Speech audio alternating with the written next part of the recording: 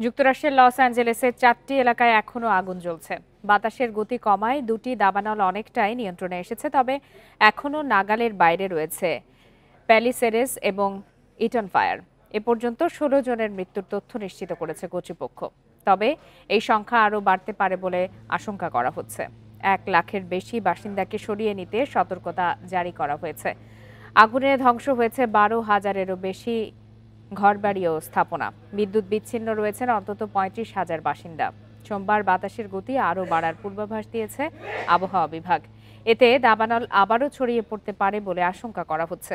এদিকে পরিস্থিতি পর্যালোচনা করতে নবনির্বাচিত মার্কিন প্রেসিডেন্ট ডোনাল্ড ট্রাম্পকে ক্ষতিগ্রস্ত এলাকা পরিদর্শনের আমন্ত্রণ জানিয়েছেন লস অ্যাঞ্জেলেসের কাউন্টি বোর্ড অব সুপারভাইজার্স প্রধান।